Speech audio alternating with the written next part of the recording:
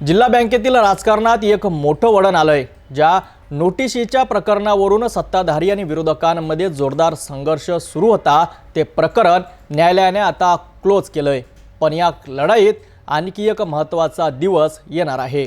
जिल्हा बँकेतील सत्ताधाऱ्यांविरोधात विरोधी संचालकांनी केलेल्या तक्रारींमुळे विभागीय सहनिबंधक कार्यालयाने एक चौकशी समिती नेमली होती। बँकेने या समितीला आवश्यक कागदपत्र उपलब्ध करून दिली नाहीत, त्यामुळे बँकेला दंड आकारण्याची नोटीस बजावण्यात आली होती। बँकेने याविरोधात न्यायालयात धाव घेतली आणि आता 2 सुनावणीनंतर न्यायालयाने हे प्रकरण आदेशासाठी बंद केलंय।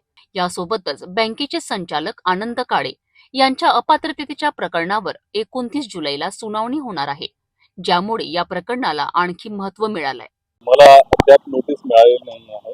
तुमच्याकडनं मला मिळते आहे की 29 तारीख आहे आणि लोकमत वृत्तपत्राने अशी एक बातमी दिली आहे की त्या केस क्लोज केली आणि 29 तारखेला निर्णय आहे।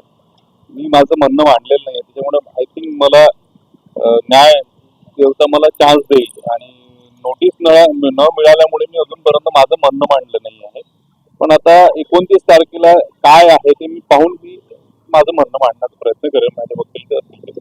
जिल्हा मध्यवर्ती बँक ही दर दिवसाला नव्या आरोपाने आणि प्रत्यारोपाने म्हणजे चर्चेत राहत आहे।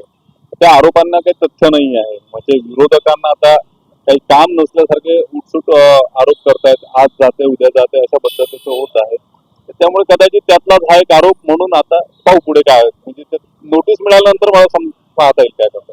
विश्वास माझा न्याय व्यवस्थेवरती आहे, जसं भाऊंना न्याय मिळाला तसा मलाही कदाचित न्याय मिळेल।